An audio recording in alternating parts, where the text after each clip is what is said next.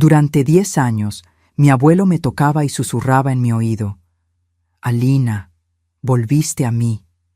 Yo lloraba, gritaba que era Alicia, no mi hermana gemela que había muerto ahogada.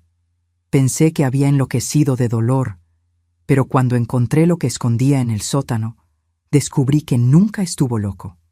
Era un monstruo lúcido. Hola, mis queridos. Hola, mis queridas. Pónganse cómodos que la abuela Alicia les va a contar una historia hoy. Una historia pesada que cargo hace muchos años, pero que necesita ser contada. Mi nombre es Alicia Medina de Silva. Tengo 78 años y vivo aquí en Durango, la misma ciudad donde nací allá en 1947. ¿Saben? Durango es una ciudad del norte de México, fría que duele hasta los huesos en invierno, con esa neblina que parece cubrir los secretos antiguos que guardamos en el pecho. Es aquí donde vivo hasta hoy, en la misma región donde todo sucedió, donde enterré mi pasado e intenté renacer. Hoy en día, mi rutina es simple y me trae un poco de paz. Todas las mañanas, después de tomar mi café bien caliente con un bolillo, tomo mi canastita de tejido y voy a la sala. Hago tapetes, manteles, esos centros de mesa que hacíamos antes. Aprendí con mi madre cuando era niña, y hoy el tejido es lo que me mantiene cuerda, ¿saben? Es mi terapia, mi meditación. Cada puntada que doy es como si estuviera cosiendo de vuelta los pedazos de mi alma que fueron desgarrados. Y antes de continuar mi historia, quisiera hacerles un pedido especial. Si les está gustando escucharme, den clic en ese botoncito de me gusta ahí abajo y suscríbanse al canal. ¿Sí? Activen la campanita también, porque tengo otras historias para contar. Historias que pueden ayudar a alguien, quién sabe. Y cuéntenme aquí en los comentarios de qué ciudadcita me están viendo y a qué hora del día encontraron este video de la abuela. ¿Es por la mañanita tomando café o por la tardecita después del trabajo? Yo siempre leo todos los comentarios y me hace tan feliz saber de dónde son, saber que hay gente de México entero y hasta de fuera escuchándome. Cuéntenme, ¿sí? Vamos a crear una corriente de cariño, porque cariño es lo que más necesitamos en este mundo. Bueno, lo que vine a contarles hoy es sobre un dolor muy grande que cargo. Es sobre mi hermana gemela, Alina. Es sobre mi abuelo Benito. Y es sobre 10 años de mi vida que me fueron robados de una manera que ni se imaginan. Van a oír hablar de abuso, de secretos terribles, de un sótano que guardaba más que ratas y trastes viejos. Pero también van a oír sobre supervivencia, sobre 2 hermanas que se reencontraron cuando todo parecía perdido y sobre cómo podemos seguir adelante incluso después del infierno. Entonces, mis queridos, acompáñenme.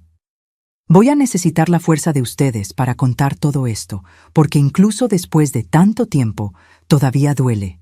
Todavía duele como si fuera ayer, pero necesita ser dicho, necesita ser escuchado. Porque tal vez, solo tal vez mi historia ayude a alguien que está pasando por algo parecido a encontrar fuerzas, a no rendirse, a buscar ayuda. Respiren profundo conmigo. Vamos allá. Nací en 1947, junto con mi hermana gemela, Alina, en un rancho en las afueras de Durango. Mi padre se llamaba Esteban Medina, un hombre alto, de manos callosas de tanto trabajo en el campo, y mi madre era Teresita, una mujer dulce que olía a jabón de tierra y pastel de elote. Vivíamos en una casa grande de madera, con esas tablas anchas que rechinaban cuando corríamos de un cuarto al otro. La casa había sido construida por mi abuelo Benito décadas antes, cuando llegó a estas tierras con su esposa, mi abuela Clemencia, que murió de parto cuando mi padre era todavía niño. El rancho estaba en un valle cercado de pinos y encinos, esos árboles enormes que son marca del norte de México. En invierno, que aquí en Durango es bravo de verdad, despertábamos y veíamos la escarcha blanquita cubriendo todo, pareciendo azúcar. Mi madre encendía la estufa de leña todavía de madrugada, y el olor del humo mezclado con el café hirviendo era lo que nos despertaba, a mí y a Lina, todas las mañanas. La casa tenía 4 cuartos, una sala grande con una mesa larga donde cabían 10 personas, la cocina, que era el corazón de la casa, y un sótano. El sótano siempre existió. Era donde mi abuelo guardaba herramientas, sacos de papa, cebolla, provisiones. Un lugar oscuro, húmedo, que olía a tierra mojada. Nunca nos gustó bajar ahí. Mi padre decía: «Niñas, cuidado con la escalera, ¿eh? Es peligrosa». Y nosotras obedecíamos. Niña obediente no baja donde no debe, ¿verdad? Yo y Lina éramos inseparables, gemelas idénticas. La única diferencia es que yo tenía un lunar pequeñito atrás de la oreja derecha, y Lina no tenía. Mi madre me puso arete de oro cuando nací, y arete de plata a Alina, solo para poder diferenciarnos cuando éramos bebés. Pero conforme crecimos, nuestra personalidad se hizo diferente. Yo era más callada, más de quedarme cerca de mamá ayudando en las tareas de la casa. Lina era traviesa. Le gustaba correr en el potrero atrás de las gallinas, subirse a los árboles, ensuciarse toda de lodo. Nuestra rutina era simple, pero feliz. Despertábamos temprano, tomábamos café con leche recién ordeñada de las vacas, bolillo con mantequilla hecha por mamá, a veces un pedazo de queso ranchero. Después, si era día de semana, íbamos a la escuelita, que quedaba a unos 3 kilómetros de ahí, un saloncito de madera con una maestra sola, la doña Noemi, que enseñaba todos los grados juntos. Íbamos a pie de la mano, yo y Lina, por el camino de tierra que cruzaba los ranchos vecinos. Cuando volvíamos de la escuela, allá por las 11:30, mediodía, el almuerzo ya estaba listo. Arroz, frijoles, carne guisada, tortillas calientes. Mi madre cocinaba, que era una bendición. Después del almuerzo teníamos que ayudar. Yo lavaba los trastes, Lina barría el piso, nos turnábamos. Por la tarde, si sobraba tiempo, jugábamos. ¿Y cómo jugábamos, Dios mío? Teníamos muñecas de trapo que mamá nos hacía, pero lo que a Alina le gustaba de verdad era jugar en el río. Ah, el río Tunal, que cruzaba nuestro rancho bien al fondo, pasando por un área de monte cerrado. El agua era oscura, fría, corría rápido en algunas partes, y mi padre siempre alertaba: «No vayan al río solas, ¿oyeron? Eso es traicionero». Pero a Lina le encantaba. Se quedaba en la orilla, mojando los pies, juntando piedritas de colores. Yo iba con ella, pero siempre con miedo. Había algo en ese río que me daba escalofríos. Mi abuelo Benito vivía con nosotros. Era un hombre serio, de pocas palabras, ya viejito en esa época. Debía tener unos 60 y tantos años. Trabajaba poco porque la espalda ya no aguantaba más el peso del azadón. Pasaba el día sentado en el portal, fumando su cigarrito de hoja, mirando al horizonte. Era cariñoso con nosotras cuando éramos pequeñas, ¿saben? Nos llamaba mis nietecitas lindas. Traía dulces de tamarindo cuando iba al pueblo a vender algún producto del rancho. Yo y Lina lo queríamos. Contaba historias de antes, de cómo había desbravado esas tierras, plantado cada árbol, levantado cada cerca. Escuchábamos con los ojitos brillando. Teníamos algunas amigas en el vecindario, otras niñas de ranchos cercanos. Ivonne, hija del señor Gerardo, que tenía una propiedad pegada a la nuestra. Zuleima, que vivía más lejos, pero que encontrábamos en la escuela. Jugábamos a la rueda, a las atrapadas, a la casita. Fin de semana, si había fiesta en la iglesia de San Juan, allá en el pueblito más cercano, íbamos todas arregladitas, con vestido de manta, el pelo amarrado con listón. Éramos felices en nuestra simplicidad. Durango en los años 50 era así, mis queridos. Vida de rancho, vida de campo, donde todos se conocían y se ayudaban. Pero saben cuando uno siente que hay algo malo, incluso sin saber explicarlo. Cuando tenía unos 10, 11 años, comencé a notar una manera diferente de mi abuelo de mirar a Alina. No era la mirada de abuelo cariñoso, era otra cosa, una mirada más demorada, más intensa. Le preguntaba a ella: «Alina, ven acá, siéntate en las piernas del abuelo». Y ella iba inocente. Él pasaba la mano en su cabello despacio, olía, cerraba los ojos. Yo me quedaba mirando sin entender. Mi madre también se daba cuenta porque la veía fruncir el ceño, llamar a Alina de vuelta. «Alina, ven a ayudarme aquí en la cocina». Sacaba a mi hermana de cerca de él.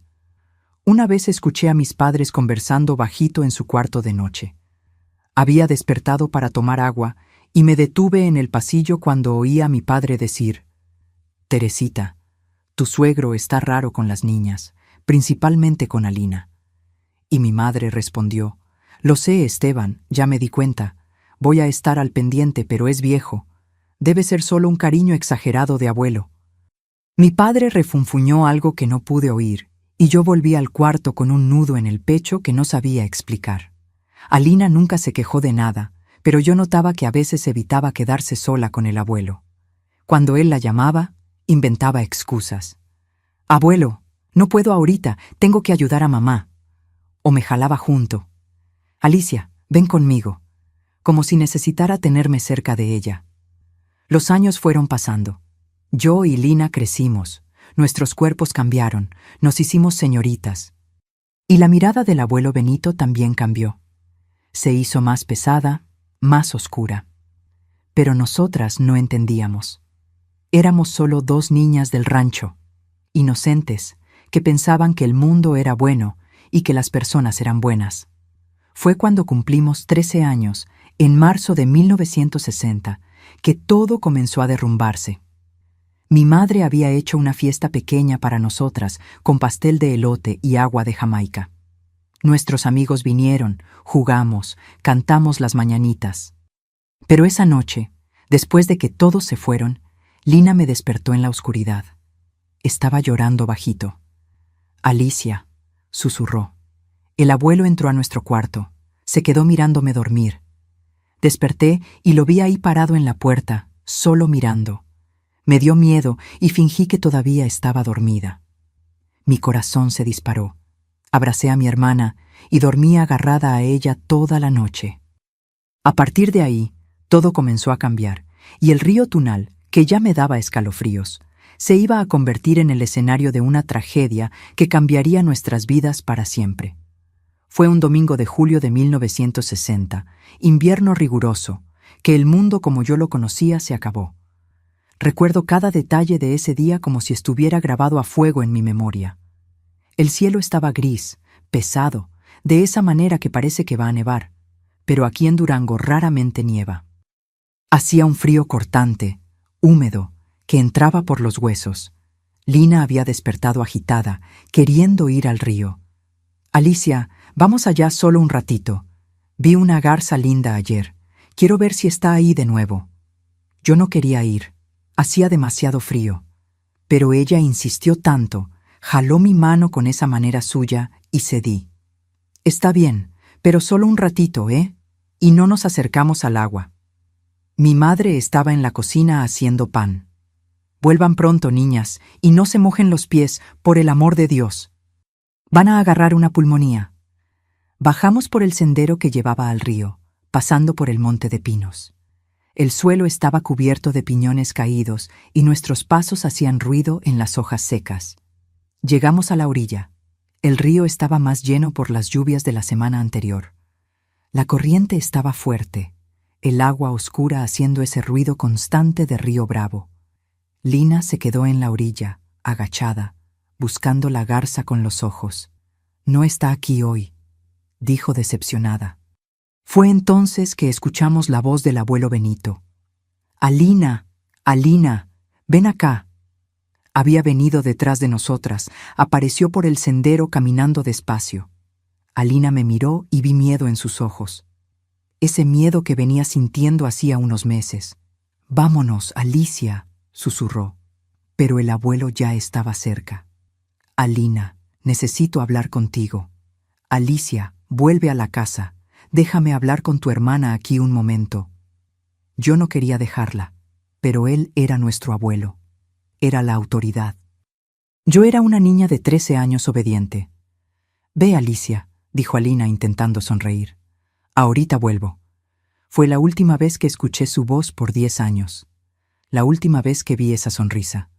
Volví a la casa, pero me quedé inquieta. Media hora pasó. 1 hora. Lina no volvía. Fui hasta la cocina. Mamá, Alina todavía no vuelve. Mi madre frunció el ceño. ¿Cómo? ¿Dónde está? Se quedó en el río con el abuelo. El rostro de mi madre cambió. Se puso blanco. ¿Esteban? Gritó a mi padre que estaba en el potrero. ¡Esteban, ven acá ahora! Bajamos todos corriendo al río.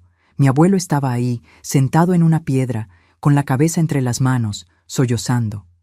Se cayó, gritó cuando nos vio. Dios mío, se resbaló en la piedra y cayó. La corriente se la llevó.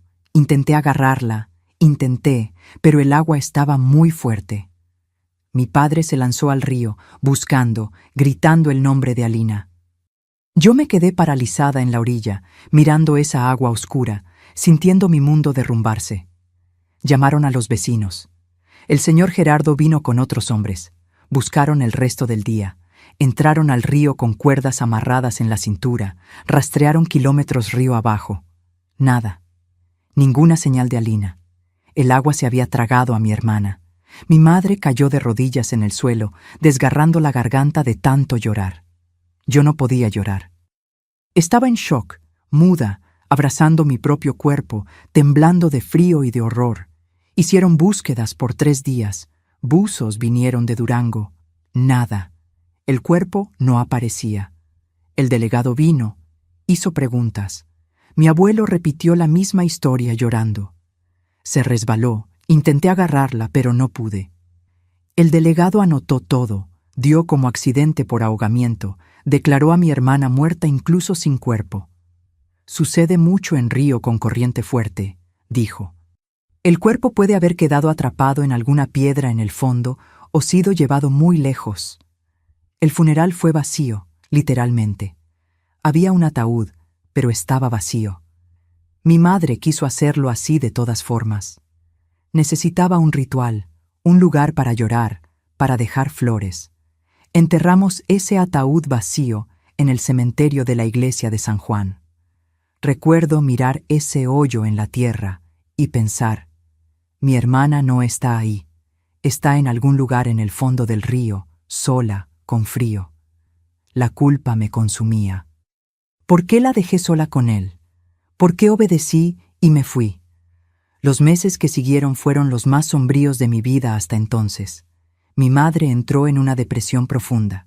Se quedaba acostada todo el día, llorando, sin comer. Mi padre intentaba ser fuerte, pero lo veía desmoronarse por dentro. La casa se quedó silenciosa, pesada, como si la muerte se hubiera mudado ahí. Yo andaba por los cuartos como un fantasma, esperando despertar de esa pesadilla y ver a Lina sentada en la mesa del desayuno sonriéndome. Y entonces, en noviembre de ese mismo año de 1960, 4 meses después de perder a Lina, perdí a mis padres. Fue una gripe que se transformó en pulmonía. Primero, mi madre, que ya estaba débil de tanto sufrir, de tanto no comer. Murió en 3 días de fiebre. Mi padre no aguantó el dolor de perder a su esposa después de haber perdido a su hija. Simplemente dejó de vivir. Enfermó junto. Se quedó en la cama al lado del cuerpo de mi madre, esperando que el padre llegara para dar la extremaunción. Y no se levantó más. Murió 2 días después de ella, de tristeza y de pulmonía. De eso estoy segura. Con 13 años de edad me quedé huérfana, sin mi hermana gemela, sola en un rancho con mi abuelo Benito. Y fue ahí que todo comenzó de verdad. Una semana después del entierro de mis padres, mi abuelo apareció en mi cuarto con un vestido en las manos. Era un vestido azul claro, de tela fina, con florecitas blancas estampadas. Nunca había visto ese vestido. «Este es para ti», dijo. «Póntelo». Tomé el vestido extrañada. No era mi estilo, era el estilo de Alina. A ella le gustaba el azul claro, las florecitas. A mí me gustaban los vestidos lisos, de color oscuro. «Abuelo, este vestido no es mi estilo», dije bajito. Me miró con una expresión que me dio miedo. «Póntelo», repitió más firme. Me lo puse. Cuando salí del cuarto, él estaba en la sala, sentado en el sillón. Me miró de arriba a abajo, despacio, de esa manera que me hacía querer desaparecer. «Ven acá», dijo. Me acerqué con pasos temblorosos. «Suelta ese cabello». Yo siempre amarraba mi cabello desde que Alina murió. Era mi manera de luto, pero lo solté. Él se levantó, se acercó, pasó los dedos por mi cabello, alisando, peinando con las manos. Alina, susurró. Mi corazón se detuvo. Abuelo, yo soy Alicia. No respondió. Continuó alisando mi cabello, con los ojos cerrados, oliendo. En los días siguientes, comenzó a hacer cosas extrañas. Me obligaba a usar ropa que no era mía, que era diferente de lo que yo usaba. Me llamaba para sentarme en sus piernas y cuando me sentaba, me abrazaba demasiado apretado. Pasaba las manos por mi cara, por mis brazos, susurrando. Volviste a mí, Alina. Sabía que el río no te iba a llevar de mí. Yo lloraba, decía, abuelo, yo soy Alicia, Alina murió. Y él abría los ojos, me miraba como si estuviera confundido y después decía, disculpa, niña, es que eres tan parecida a ella, me confundo. Yo pensaba que había enloquecido de tanto dolor. Habíamos perdido a tanta gente en tan poco tiempo. Mi hermana, mi madre, mi padre. Tenía sentido que un viejo de casi 70 años se volviera senil, confundiera a las nietas, perdiera un poco la razón. Sentía lástima por él, a pesar del miedo que me causaba. Pero las cosas fueron empeorando. Comenzó a entrar a mi cuarto de noche. Se quedaba parado al lado de mi cama, solo mirándome dormir. Cuando yo despertaba asustada, decía, «Shh, Alina, duerme, solo te estoy protegiendo». Comencé a dormir vestida, con la cobija hasta el cuello, rezando para que se fuera rápido. Y entonces, una noche de diciembre, poco antes de Navidad, entró a mi cuarto, cerró la puerta con llave por dentro y se sentó en la orilla de mi cama. Me encogí contra la pared. «Abuelo, ¿qué está haciendo?». Puso el dedo en los labios. «Shh, Alina, me prometiste que volverías y cumpliste tu promesa». «Yo no soy Alina», grité desesperada. Sonrió, una sonrisa extraña que me heló la sangre. «Sí eres». Y entonces comenzó a hacer cosas que una niña no debería pasar. Cosas que voy a contar aquí de una manera que ustedes entiendan, pero sin detallar, porque necesito proteger a los más jóvenes que puedan estar escuchándome.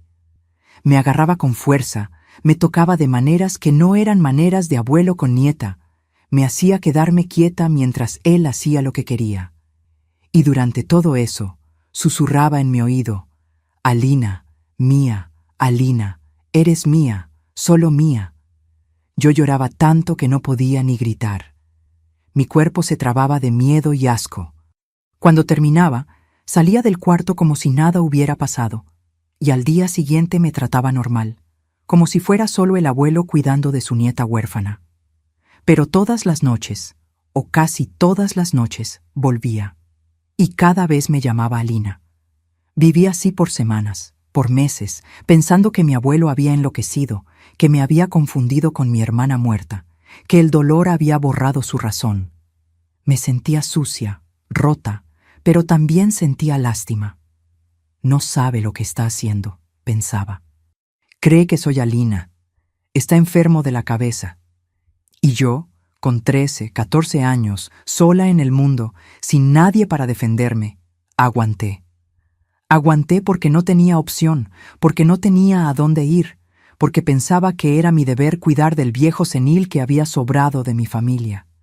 Pero estaba equivocada, muy equivocada, y tardaría 10 años en descubrir la verdad horrible que se escondía en el sótano de esa casa. Los años que siguieron fueron una oscuridad sin fin, mis queridos. 10 años de mi vida que fueron robados, vividos como si estuviera debajo del agua, ahogándome despacio, sin poder gritar por socorro. Luego, a inicios de 1961, mi abuelo me sacó de la escuela. «Ya no necesitas estudiar», dijo. «Tienes que cuidar de la casa, cuidar de mí. Soy viejo, te necesito aquí». Acababa de cumplir 14 años. Doña Noemí, mi maestra, vino al rancho a preguntar por qué había dejado de ir a clases. Mi abuelo atendió en la puerta, no la dejó entrar. «La niña está de luto, maestra. Perdió a su hermana gemela, perdió a sus padres, está muy mal para estudiar. Voy a cuidarla aquí en casa». Doña Noemí insistió. Dijo que la escuela me iba a hacer bien, sacarme de casa, distraerme. Pero él fue firme. Se queda aquí. Y cerró la puerta. Yo estaba del otro lado, oyendo todo, queriendo gritar, «Sáqueme de aquí, lléveme con usted». Pero las palabras no salían. Tenía miedo. Miedo de lo que me iba a hacer si hablaba. Miedo de que nadie me creyera. Miedo de ser echada a un orfanato si contaba la verdad. Porque, ¿quién iba a creer que un abuelo de casi 70 años estaba haciendo eso con su nieta? Él era respetado en la región, conocido como un hombre trabajador, honesto, que había perdido a su nieta en el río y ahora cuidaba de la otra solo. Era visto como una víctima, no como un monstruo. Mi rutina se volvió una pesadilla repetitiva. Despertaba antes de que saliera el sol, encendía la estufa de leña, hacía café, preparaba su desayuno. Después limpiaba la casa entera, lavaba ropa en el lavadero afuera, con esa agua helada que cortaba las manos en invierno, cocinaba el almuerzo, cocinaba la cena, cuidaba de la huerta, de las gallinas, de todo. Era la empleada, la cuidadora. Y de noche, cuando cerraba la puerta de mi cuarto con llave, yo era otra cosa que no puedo ni nombrar sin sentir el estómago revolverse. Seguía llamándome Alina cada vez. «Alina, ven acá. Alina, siéntate aquí. Alina, eres tan bonita». Y durante los momentos que me usaba, que hacía conmigo lo que quería, susurraba en mi oído, «Eres mía, Alina, siempre fuiste mía. El río intentó llevarte, pero volviste a mí». Yo lloraba. Decía, «Soy Alicia». Y él sonreía, pasaba la mano por mi cara mojada de lágrimas y decía, «Shh, no necesitas fingir. Sé quién eres». Hubo una vez, debía tener unos 16 años, que intenté pedir ayuda. Fue un domingo, día de misa. Mi abuelo me llevaba a la iglesia de San Juan una vez al mes para mantener las apariencias, para que las personas no extrañaran. Me arreglaba toda de negro, todavía de luto, e iba callada a su lado. Después de misa, las señoras venían a hablar conmigo. «Pobrecita de Alicia, perdió a todos tan joven. Qué bueno que su abuelo la está cuidando, niña». Yo forzaba una sonrisa. Tragaba el nudo en la garganta. Ese domingo específico vi a doña Ivonne, madre de mi antigua amiga. Vino a abrazarme y en el abrazo susurré bajito, desesperada. «Doña Ivonne, necesito ayuda. Mi abuelo, él». Ella me soltó, me miró a los ojos. «¿Él qué, hija?» Abrí la boca para contar, pero en ese momento mi abuelo apareció al lado, puso la mano pesada en mi hombro. «Alicia está muy mal todavía», le dijo a doña Ivonne con ese tono de voz de abuelo preocupado. A veces dice unas cosas confusas. «El trauma de la pérdida, sabe cómo es». Doña Ivonne hizo una cara de lástima. «Pobrecita de verdad. Necesita paciencia, don Benito. Va a mejorar con el tiempo». Y se fue. Mi oportunidad se había ido también. En el camino de vuelta a casa, mi abuelo no dijo nada, pero cuando llegamos, me empujó para adentro, me tiró en el piso de la sala y se quedó mirándome con esos ojos oscuros, llenos de rabia. «Si lo intentas de nuevo, Alicia, vas a ir al mismo lugar que fue Alina. ¿Entendiste?» Asentí con la cabeza temblando entera. «¿Entendiste?», gritó. «Sí, abuelo», susurré. Y nunca más intenté pedir ayuda a nadie. Los años fueron pasando. Crecí, me hice mujer, pero me sentía muerta por dentro. Mi cuerpo estaba ahí funcionando, trabajando, pero mi alma se había escondido en un rincón oscuro dentro de mí, donde él no podía alcanzar. Me miraba en el espejo y no me reconocía. Mi cabello estaba siempre suelto, de la manera que a él le gustaba, de la manera que Alina lo usaba. Usaba vestidos que él compraba, todos en el estilo de ella, nunca en el mío. Me había vuelto una muñeca, una marioneta, una versión fantasma de mi hermana muerta. Recuerdo una noche, debía ser 1965. Tenía 18 años, era invierno y llovía fuerte afuera. Él había entrado a mi cuarto como siempre. Pero esa noche, después de que terminó y salió, me quedé acostada en la cama mirando al techo oscuro, oyendo la lluvia golpear el tejado, y pensé, sería más fácil ir hasta el río y lanzarme, Acabar con esto, ir a encontrar a Alina donde quiera que esté. Me levanté de la cama, tomé un rebozo y salí descalza en medio de la lluvia. Caminé por el lodo, por la oscuridad en dirección al río Tunal. Cuando llegué a la orilla, el agua estaba furiosa, llena, corriendo rápido. Di un paso adelante. Otro más. El agua helada tocó mis pies. Iba a dar el próximo paso, lanzarme, dejarme llevar como Alina fue llevada.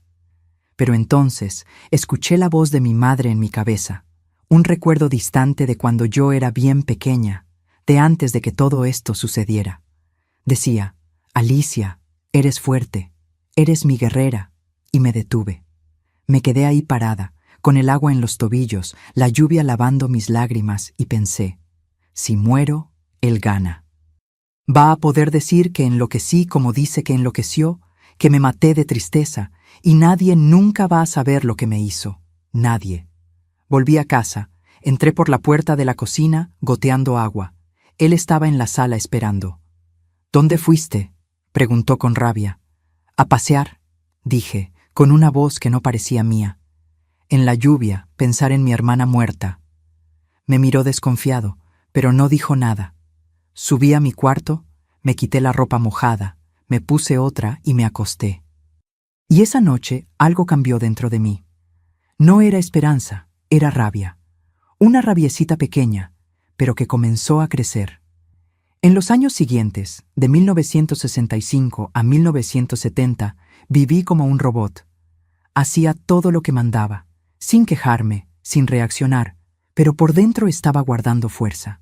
Estaba esperando por una oportunidad, por una señal, por algo que me mostrara una salida.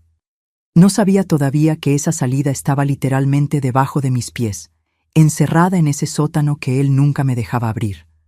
Tenía ahora 22, 23 años. Ya no era más la niña asustada de 13. Me había vuelto una mujer endurecida, callosa de tanto sufrir. Mi abuelo estaba más viejo, más lento. Debía tener casi 80 años, pero todavía me buscaba, todavía me usaba, todavía susurraba: Alina, mi Alina. Y yo seguía respondiendo: soy Alicia, soy Alicia. Pero él nunca creía o fingía que no creía. Ya no sabía. Solo sabía que eso no podía durar para siempre. Algo tenía que pasar. Algo tenía que cambiar. Y cambió de una forma que jamás podría haber imaginado. De una forma que me mostró que el horror que estaba viviendo era apenas la punta de un iceberg todavía más terrible, más profundo, más cruel. Fue un martes de marzo de 1970, pocos días después de mi cumpleaños número 23, que todo comenzó a cambiar. Era temprano por la mañana. Estaba en la cocina preparando el café cuando oí un ruido sordo viniendo de la sala, un golpe pesado, como si alguien se hubiera caído de una altura. Corrí a ver qué era y encontré a mi abuelo caído en el piso, con la boca toda torcida para el lado, un lado del cuerpo completamente flojo, el otro contrayéndose en espasmos. Los ojos estaban muy abiertos de miedo, intentando decirme algo, pero de la boca solo salía un sonido extraño, un gemido ahogado. Había tenido un derrame cerebral. Me quedé parada por unos segundos que parecieron horas, solo mirando. Una parte de mí, la parte oscura que había crecido y se había alimentado de odio en esos 10 años, pensó: déjalo ahí, déjalo morir solo, sufriendo en el piso frío, de la manera que me hizo sufrir tantas veces. Déjalo sentir la desesperación de no poder pedir ayuda, de estar completamente indefenso. Pude haberlo hecho. Pude haber dado la espalda, salido de la casa, dejado que se pudriera ahí. Pero la otra parte, la parte que todavía tenía un poco de humanidad enterrada en el fondo de mi alma, reaccionó. No por él, sino porque no quería volverme un monstruo también. Salí corriendo de la casa, descalza, por el camino de tierra hasta el rancho del señor Gerardo, el vecino más cercano, unos 2 kilómetros de ahí. Llegué sin aliento, con los pies sangrando de tanto pisar piedritas y ramitas. Toqué la puerta desesperada. Señor Gerardo, mi abuelo se puso mal, necesito ayuda. Vino conmigo, trajo a su hijo, Aparicio, y los dos cargaron a mi abuelo hasta la camionetita vieja, lo llevaron al hospital de Durango. Fui con ellos, sentada en la caja atrás, agarrándome de la orilla de la camioneta, con el viento frío de la mañana de otoño golpeando mi cara, secando las lágrimas que ni sabía que estaban cayendo.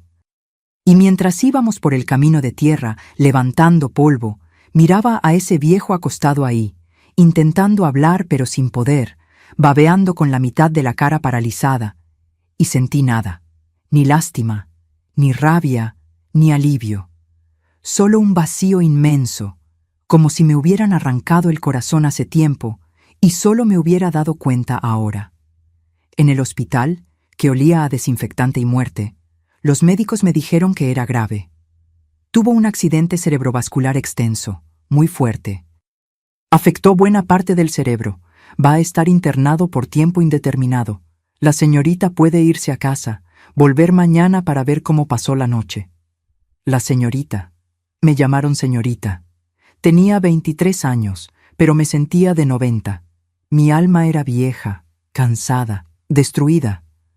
¿Va a estar bien?, pregunté, porque era lo que se esperaba que una nieta preocupada preguntara.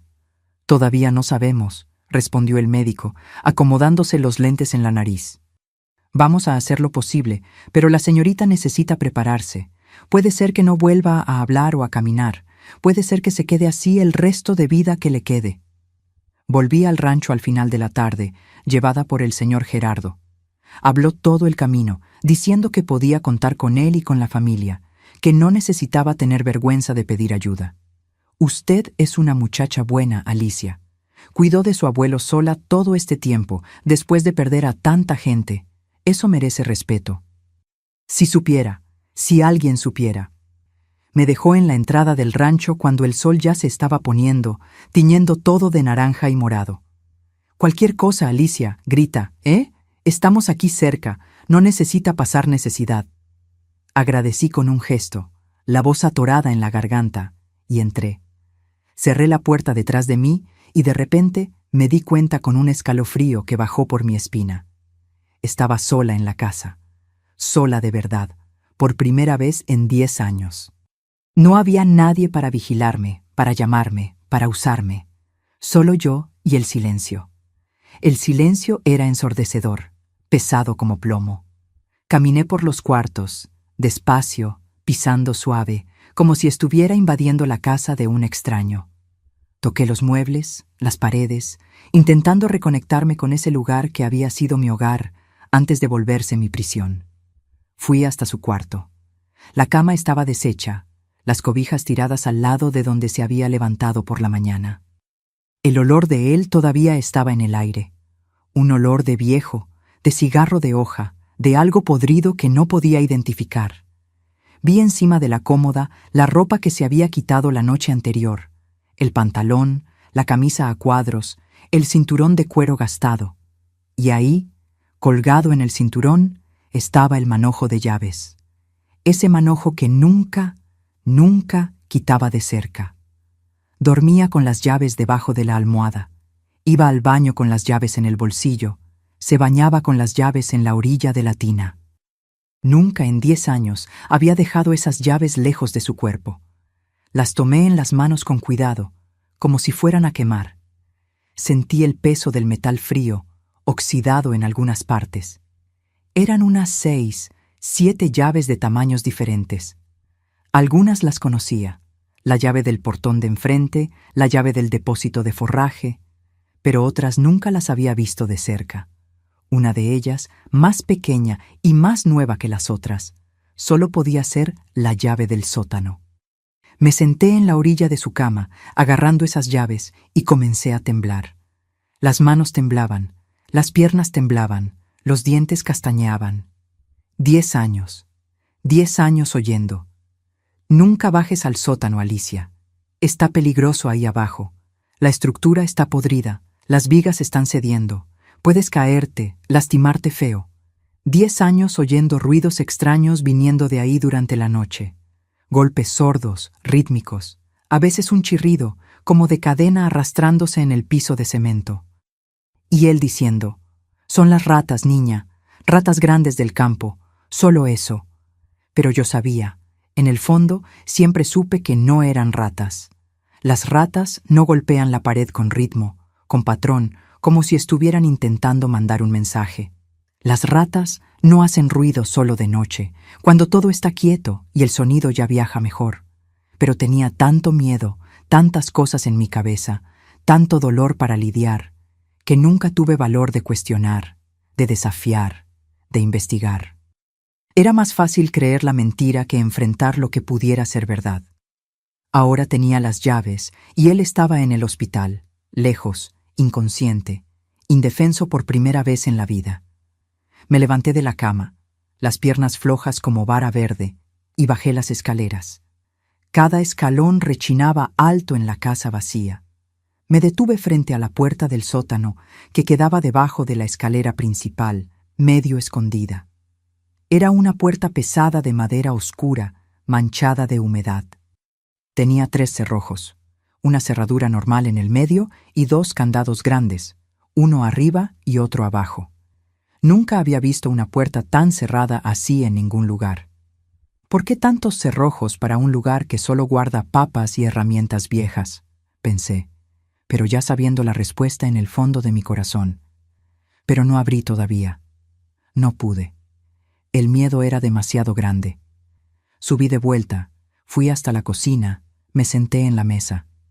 El cielo ya estaba oscuro afuera. Me quedé ahí solo mirando las llaves que había dejado encima de la mesa, mi corazón latiendo tan fuerte que oía el pulso palpitar en mi oído, en mi garganta, en las puntas de los dedos. Intenté comer algo. Había sobrado un pedazo de bolillo del desayuno, pero no pude tragar. La comida se atoró en la garganta, seca, imposible. Intenté dormir. Me acosté en el sofá de la sala, pero no pude cerrar los ojos. Cada vez que cerraba, veía la puerta del sótano, veía las llaves, veía el rostro de Alina el día que desapareció. En la madrugada, cuando el reloj en la pared marcó las 3 de la mañana, me levanté. Ya no era una elección, era una necesidad. Encendí una lámpara de queroseno porque la luz eléctrica no llegaba hasta el sótano. Él nunca quiso jalar luz allá abajo. Siempre decía que no se necesitaba, que era desperdicio. Bajé de nuevo. Me detuve frente a la puerta. Las manos temblaban tanto que dejé caer las llaves en el piso. El ruido del metal golpeando la madera resonó por la casa vacía como un disparo. Las tomé de nuevo. Apreté con fuerza para dejar de temblar. Respiré profundo 3 veces. Alina, susurré al silencio, a la oscuridad, al vacío. Si estás en algún lugar, dame fuerza, ayúdame a hacer esto. Necesito saber. Necesito. Puse la primera llave en el primer cerrojo, la cerradura del medio. Giró. Clic. El sonido fue alto, final. Mi corazón se disparó. Segundo cerrojo, el candado de arriba. Busqué en el manojo, probé 2 llaves hasta encontrar la correcta. Clic. Tercer cerrojo, el candado de abajo. Mi mano sudaba tanto que la llave casi se resbaló. Clic. La puerta estaba completamente sin cerrojos. Agarré la lámpara con una mano temblorosa, la otra mano en la manija fría y húmeda. Y me detuve, porque de repente tuve miedo de lo que iba a encontrar. Miedo de descubrir algo que iba a confirmar lo que sospechaba, que iba a destruir hasta la última ilusión que todavía tenía. Miedo de que mi abuelo no fuera solo un viejo senil que me confundía con mi hermana muerta por el dolor, sino algo mucho, mucho peor. Un monstruo consciente, deliberado, calculador. Abre. Una voz dentro de mí dijo, no sé si era mi voz o la de Alina, o la de mi madre muerta, o de Dios. Tienes que saber, mereces saber. Abre. Abrí la puerta. El olor que subió fue horrible, insoportable. Una mezcla de moho acumulado de años, orina, heces, cuerpo sucio, desesperación transformada en olor. Me tapé la nariz con la mano, tragué el vómito amargo que subió en la garganta quemando. Bajé los escalones de madera que rechinaron alto bajo mis pies, cada paso resonando en ese hoyo frío. La luz de la lámpara iluminaba poco, hacía sombras enormes y distorsionadas en las paredes de ladrillo húmedo, cubiertas de limo verde. Allá abajo era más grande de lo que imaginaba. Había un área abierta con herramientas viejas, oxidadas, colgadas en ganchos en la pared, sacos vacíos de forraje, cajones rotos, trastos olvidados, telarañas enormes en las esquinas, y al fondo, una pared con una puerta de metal. Una puerta que no debería estar ahí, que no tenía sentido que existiera. Una puerta con un candado enorme, nuevo, brillante, completamente diferente de los otros candados viejos de la casa. Fui hasta ella, arrastrando los pies en el piso de cemento helado. Puse el oído en la puerta fría. Silencio. Solo el sonido de mi corazón latiendo descontrolado. ¿Hay alguien ahí?, susurré, mi voz saliendo temblorosa, débil. Nada. Por favor, si hay alguien ahí, si pueden oírme, hagan algún ruido. Cualquier ruido. Y entonces oí. Débil. Tan débil que casi pensé que lo había imaginado.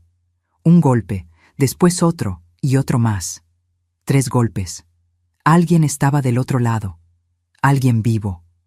Busqué en el manojo de llaves con desesperación, las manos temblando tanto que las dejé caer 2 veces. Una de ellas era diferente, más pequeña, más nueva, plateada. La puse en el candado. Mi mano tembló tanto que no podía acertar en el agujero de la cerradura. Intenté de nuevo, hasta que finalmente entró. Giré. Clic. El candado se abrió. Lo quité de la argolla de metal, lo tiré en el piso, agarré la manija de la puerta. Mis dedos estaban blancos de tanta fuerza que hice. Dios mío, protégeme de lo que voy a encontrar aquí. Dame fuerza para soportar. Perdóname si tengo que ver algo terrible, recé. Y jalé la puerta.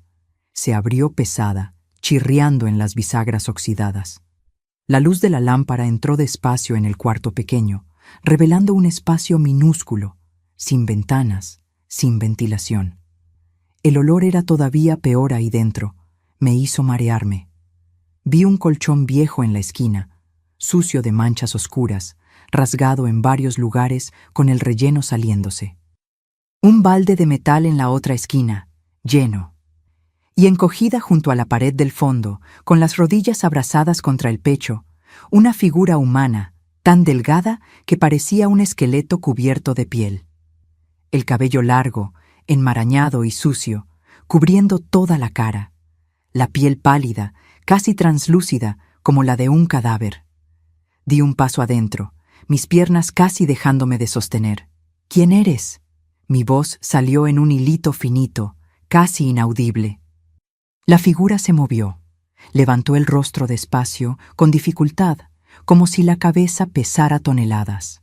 Apartó los hilos de cabello sucio del frente de los ojos, con dedos finos como ramitas. Y cuando la luz de la lámpara iluminó esa cara, cuando vi esos ojos mirándome, mi mundo dejó de girar, dejó de existir. Era como si estuviera mirando en un espejo roto, distorsionado por el sufrimiento. La misma forma de cara que yo tenía, los mismos ojos, el mismo color, la misma forma pero hundidos, tan hundidos en las órbitas, la misma nariz, la misma boca, pero desfigurado por el hambre crónica, por la falta de sol, por el sufrimiento que ningún ser humano debería soportar. Alicia. La voz salió ronca, áspera, débil, como si no fuera usada hacía una eternidad, como si hubiera olvidado cómo funciona. Dejé caer la lámpara de mis manos. Golpeó en el piso, pero no se rompió.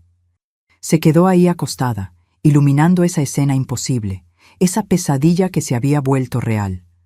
Mis piernas cedieron. Caí de rodillas en el piso sucio, frío. «Alina», dije, pero no reconocí mi propia voz. «Alina, ¿eres tú?»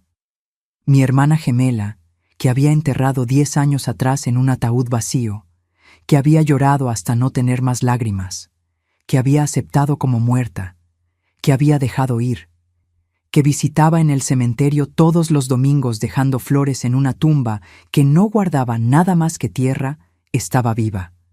Estaba ahí frente a mí, a pocos metros de distancia, presa en ese hoyo inmundo hacía una década entera. Y en ese momento, con la fuerza de un rayo partiendo el cielo, entendí todo.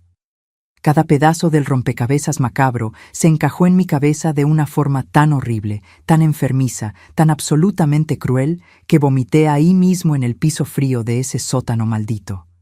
No estaba loco. Nunca me confundió con ella. Nunca tuvo senilidad, nunca tuvo confusión mental. Sabía exactamente quién era yo. Sabía exactamente lo que estaba haciendo.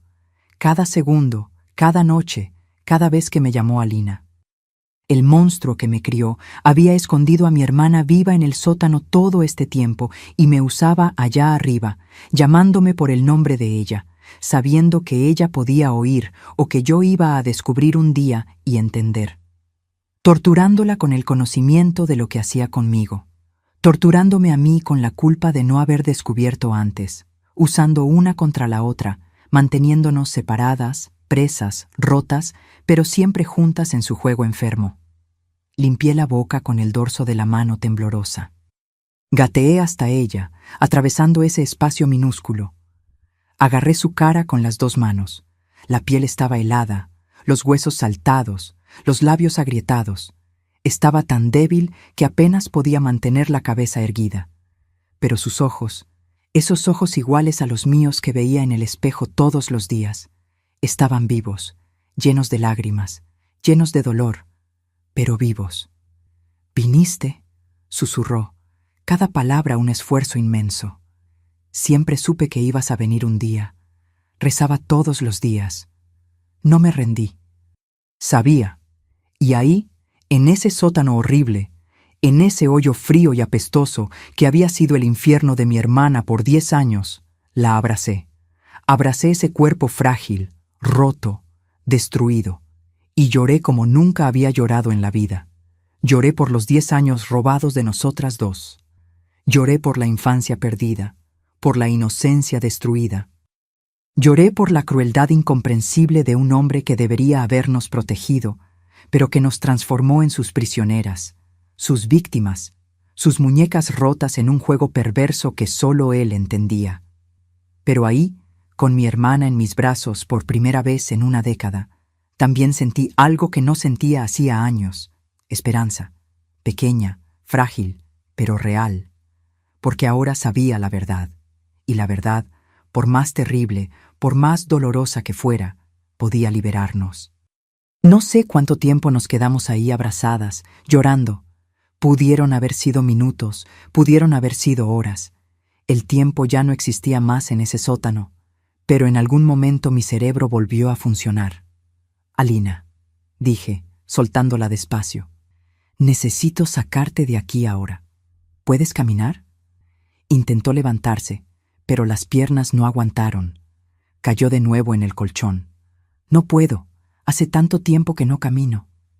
La miré y vi lo débil que estaba, desnutrida, enferma. «Está bien, te cargo». Y fue lo que hice. Tomé a mi hermana en brazos. Era liviana, como una niña, solo hueso y piel. Y subí esos escalones de madera despacio, con cuidado, rezando para no tropezarme. La llevé a la cocina, la senté en una silla, tomé una cobija y la envolví en ella, porque temblaba de frío, a pesar de ser marzo. «Necesitas comer», dije. «Pero despacio, ¿sí? Tu estómago no aguanta comida pesada todavía». Hice un té bien suave, lo endulcé con miel, se lo di cucharada por cucharada. Tomó despacio, las manos temblando tanto que tenía que sostener la taza. Después corté un pedazo pequeño de bolillo, lo mojé en el té, se lo di. Comió como si fuera la cosa más preciosa del mundo. Mientras comía, la miraba y no podía creer. Mi hermana viva después de 10 años. «Alina», susurré, «¿qué te hizo? ¿Cómo sobreviviste?». Tragó el último pedazo de pan, bebió otro sorbo de té y comenzó a hablar. La voz ronca, quebrada, pero firme. «Ese día en el río», dijo, «no me dejó caer, me empujó con fuerza. Caí en el agua y la corriente me llevó. Pero río abajo, él había puesto una red de pesca estirada entre las piedras. Me quedé atrapada en ella, debatiéndome, pensando que iba a morir ahogada. Pero él bajó río abajo, me sacó de la red, me amarró y me arrastró de vuelta por el monte. Entró por la puerta de atrás de la casa. Tú y papá estaban en el río buscando. Me encerró en el sótano. Me tapé la boca con la mano, las lágrimas cayendo. Dios mío. Durante los 3 días de búsqueda, continuó, la voz temblando, grité tanto que me quedé ronca. Golpeé en la puerta de metal hasta que las manos me sangraron, pero nadie oía. El sótano es muy profundo, las paredes son gruesas. Cuando las búsquedas acabaron, bajó y me dijo, «Listo, ahora eres mía, Alina. Siempre fue lo que quise. Tú, no Alicia. Pero eras muy traviesa, muy atrevida. Necesitaba domarte primero, y me golpeó. Me golpeó tanto que me desmayé. Mi cuerpo entero temblaba de rabia.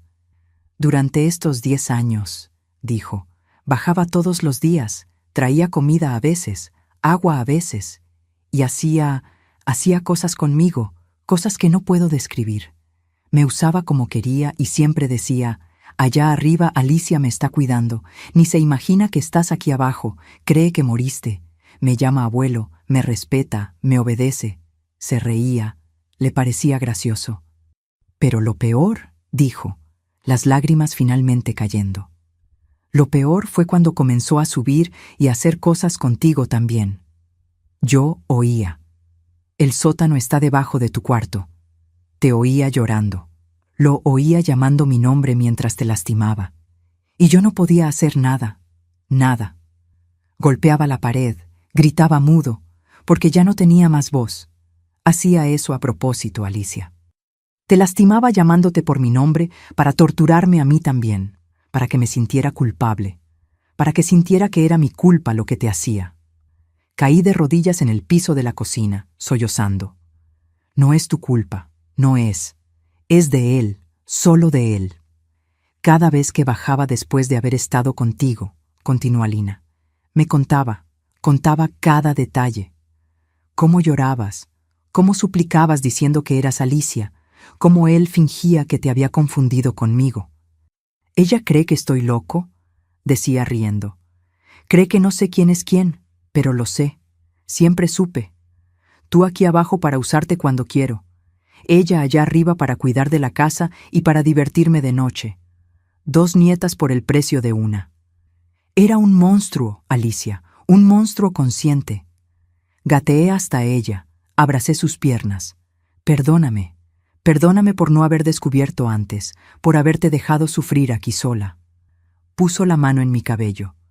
No sabías. ¿Cómo ibas a saber? Planeó todo. Nos separó a propósito, te aisló, me escondió, nos usó una contra la otra, sin que ni siquiera lo supiéramos. Me quedé ahí arrodillada en el piso por un tiempo, intentando procesar todo. Después me levanté, limpié la cara. Necesitamos llamar a la policía. Necesita pagar por lo que hizo. «Está en el hospital, ¿verdad?», preguntó Alina. «Los oí salir por la mañana, oí el ruido de la camioneta». «Sí, tuvo un derrame, está inconsciente». «Entonces vamos, llama a la policía ahora». En la mañanita, cuando salió el sol, caminé hasta el rancho del señor Gerardo de nuevo. Toqué la puerta. Atendió todavía en pijama. «Alicia, ¿todo bien?» «Pasó algo, señor Gerardo», dije, la voz firme por primera vez en años. «Necesito que me lleve a la delegación en Durango ahora. Y necesito que llame una ambulancia a mi casa. Encontré a mi hermana, a Alina. Está viva». Su rostro se puso blanco. «¿Cómo, muchacha? Alina murió hace 10 años». «No murió. Mi abuelo mintió. La mantuvo presa en el sótano todo este tiempo. E hizo cosas terribles con nosotras, con las dos. Necesito denunciar. Necesito que alguien me ayude». El señor Gerardo no hizo más preguntas. Llamó a su esposa, doña Diva, para quedarse con Alina mientras él me llevaba. La ambulancia llegó primero. Llevó a mi hermana al mismo hospital donde el abuelo estaba. Los médicos quedaron en shock con el estado de ella. Deshidratación severa, desnutrición grave, infecciones, heridas antiguas que nunca cicatrizaron bien. Fui directo a la delegación. El delegado era el mismo de 10 años atrás. El delegado Baldomiro, más viejo ahora, con cabellos blancos. Conté todo, cada detalle. Anotó todo con la mano temblando de shock y rabia. ¿Cómo un hombre hace una cosa de esas?, murmuró, con sus propias nietas. Es un monstruo, dije, y necesita pagar. Fueron al rancho, fotografiaron el sótano, recolectaron pruebas. Fueron al hospital a arrestar a mi abuelo, pero cuando llegaron ahí, ya había muerto. El derrame había sido más fuerte de lo que los médicos pensaban. Murió durante la noche, solo, sin despertar. Cuando me contaron, sentí nada, ni alivio ni tristeza, solo vacío. Había escapado de la justicia de los hombres, pero no de la justicia de Dios. De eso estaba segura. Lina estuvo internada por 2 semanas. Me quedé con ella todos los días, todos los minutos. Agarraba su mano, contaba historias de nuestra infancia, de las cosas buenas que vivimos antes de que todo se derrumbara. Poco a poco fue mejorando, ganando peso, ganando color, ganando vida de nuevo. Un día me miró y dijo: Alicia, sobrevivimos, las dos. Intentó destruirnos, separarnos, rompernos, pero estamos aquí juntas de nuevo. Agarré su mano con fuerza. Juntas para siempre ahora, te prometo, nunca más te voy a dejar. Y fue ahí que nuestra vida verdadera comenzó. No iba a ser fácil. Teníamos cicatrices profundas, heridas que nunca iban a sanar completamente. Pero por primera vez en 10 años, sentí esperanza. Esperanza de que podíamos reconstruir, de que podíamos tener una vida de verdad, lejos de ese sótano, lejos de ese monstruo, lejos de ese dolor. La verdad nos había liberado y ahora la vida nos estaba esperando. Hoy, 55 años después de ese día en el sótano, yo y Lina vivimos aquí en Durango mismo, en la misma ciudad donde todo sucedió, pero en una casita diferente, lejos de ese rancho. Vendimos esa propiedad en cuanto pudimos. No podíamos pisar más esa tierra sin sentir el peso del pasado. Compramos una casa pequeña aquí en el centro de Durango, cerquita de la iglesia, cerquita del mercado, cerquita de todo. 2 abuelitas de 78 años que eligieron vivir juntas, cuidarse una a la otra, ser la familia que siempre fuimos. Nuestra rutina es simple, pero cada día es una victoria. Despierto tempranito, como siempre hice, pero ahora por elección, no por obligación. Enciendo la estufa, ahora es de gas, ya no de leña, y hago café bien calientito. Lina despierta luego después, viene a la cocina en chanclas y bata. Se sienta en la mesita mientras sirvo el café con leche y el bolillo que hago todos los jueves. «Buenos días, manita», dice todos los días con esa sonrisa que tardó años en volver a su rostro. «Buenos días, mi hermana», respondo. Y son buenos días de verdad, porque estamos juntas, libres, vivas. Después del café, cada una va a su actividad. Yo tomo mi canastita de tejido y voy a la sala. Me siento en mi sillón cerca de la ventana, donde entra linda la luz. Por la mañana hago mis tapetes, mis manteles, esos centros de mesa que vendo en la feria de artesanías de la ciudad una vez al mes. No es mucho dinero, pero ayuda con los gastos y me mantiene ocupada. Cada puntada que doy es una prueba de que mis manos, que sufrieron tanto, ahora crean belleza. Lina también encontró su terapia. Pinta. Comenzó hace unos 20 años en una clase de pintura que la trabajadora social sugirió para ayudar en su recuperación. Descubrió un talento que ni sabía que tenía. Pinta paisajes, flores, pájaros. Nunca pinta personas, no puede todavía. Pero sus telas son lindas, llenas de color, llenas de vida. Vende algunas en la misma feria donde yo vendo mi tejido. Nos quedamos ahí las dos juntitas, nuestro puesto de artesanías, conversando con los clientes, riéndonos de tonterías. Nuestra casa es pequeña, pero acogedora.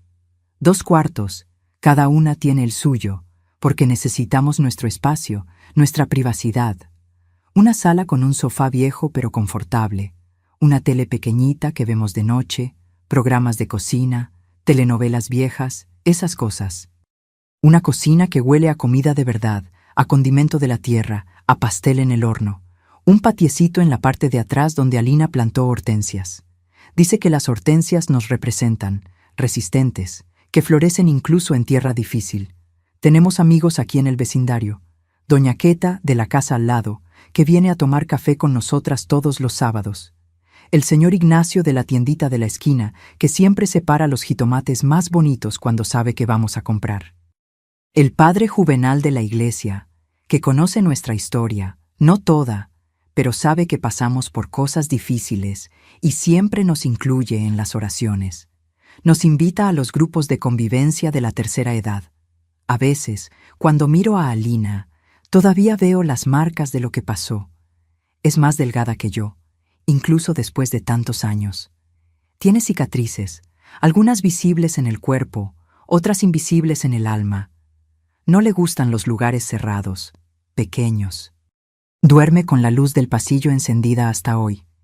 Tiene pesadillas a veces, y cuando las tiene, la oigo moverse en el cuarto. Voy hasta ahí. Me siento en la orilla de su cama. Estoy aquí, manita. ¿Estás segura? Ya se fue. Ya no puede lastimarte. Y se calma. Vuelve a dormir. Yo también tengo mis marcas. No puedo ver un sótano sin sentir el estómago revolverse. No me gusta cuando hay hombres viejos en la calle mirándome. Aunque sé que son solo viejitos inocentes, mi cuerpo reacciona, mi corazón se dispara.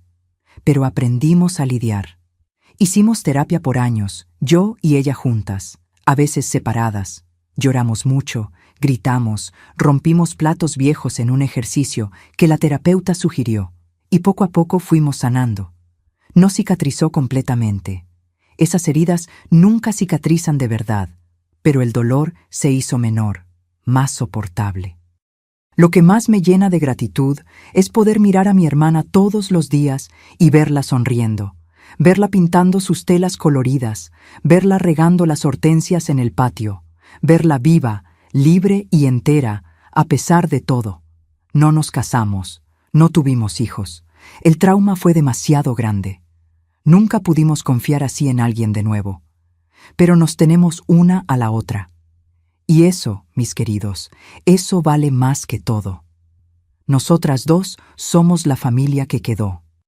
Nosotras dos somos la prueba de que es posible sobrevivir a lo peor que la vida puede ofrecer y aún así encontrar alegría en las cosas pequeñas. En el café de la mañana calientito, en el tejido y la pintura, en las hortensias que florecen todos los años, en la amistad de doña Queta, en la sonrisa del señor Ignacio, en la paz de saber que cuando acuesto mi cabeza en la almohada de noche estoy segura, y mi hermana también está segura. Hay días difíciles, los hay. Hay días que el pasado vuelve pesado, que lloramos juntas, abrazadas en el sofá, recordando todo lo que perdimos, todo lo que nos fue robado. Pero también hay días lindos, días de sol, de risas, de pastel de elote en el horno, de feria de artesanías, de ver a las personas admirando nuestras piecitas y diciendo, ¡qué trabajo tan bonito, doña Alicia y doña Lina! Y es en esos días bonitos que agradezco. Agradezco por haber tenido valor de abrir esa puerta. Agradezco por haber encontrado a mi hermana viva. Agradezco por haber sobrevivido juntas. Agradezco por cada día más que tenemos, libres, juntas, vivas, porque nosotras somos sobrevivientes, yo y Lina. Y sobrevivir ya es una forma de victoria. Mis queridos, mis amores, si están viendo esto ahora y están pasando por algo parecido, si alguien en su familia los está lastimando, usándolos, manipulándolos, necesito que escuchen esto. No es su culpa. Nunca fue, nunca será. Pasé 10 años pensando que mi abuelo estaba confundido, enfermo, senil. Sentía lástima por él mientras me destruía. Y quiero que entiendan algo que aprendí de la peor forma posible. Los monstruos no siempre parecen monstruos. A veces usan máscara de víctima, de viejito indefenso, de persona que necesita ayuda. Pero detrás de la máscara saben exactamente lo que están haciendo. Aprendí que cuando tu instinto grita que algo está mal, escucha. Aunque todos digan que está todo bien, aunque te hagan creer que estás loca, que estás imaginando cosas, escucha tu voz interior. Esos ruidos en el sótano no eran ratas. Mi corazón lo sabía, pero tenía demasiado miedo de buscar la verdad. Aprendí también que abrir esa puerta, la puerta que tienes miedo de abrir, la verdad que tienes miedo de descubrir, puede ser la cosa más aterradora del mundo, pero del otro lado de esa puerta puede estar tu liberación. Temblé, vomité, casi me rendí, pero abrí, y encontré a mi hermana, encontré la verdad, y la verdad, aunque horrible, nos liberó. Sobrevivir no es debilidad, aguantar no es cobardía. Haces lo que necesitas hacer para sobrevivir hasta el día que logras escapar. Sobreviví 10 años. Lina sobrevivió 10 años en un hoyo oscuro. Y hoy estamos aquí, juntas, libres, vivas. Si nosotras pudimos, tú también puedes. El trauma no te define. Lo que te hicieron no es quien eres. Yo y Alina tardamos años en entender eso. Hicimos terapia, lloramos, gritamos. Algunos días todavía son difíciles, pero hoy reímos, plantamos flores, hacemos artesanías, vivimos. Vivir es nuestra venganza contra quien intentó matarnos por dentro. Si conoces a alguien que está sufriendo, no cierres los ojos. Pregunta, insiste, cree. No fue nadie quien me salvó. Fui yo misma cuando finalmente tuve valor. Pero tener a alguien que cree en ti, que te escucha, que te ofrece ayuda, puede ser la diferencia entre vida y muerte.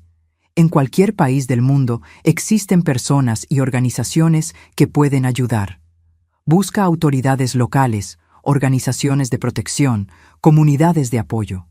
No te rindas. La libertad existe del otro lado del miedo. Agradezco de corazón a cada uno de ustedes que me escucharon hasta aquí. Contar esta historia no fue fácil, pero si toca al menos un corazón, si salva al menos una vida, valió cada lágrima.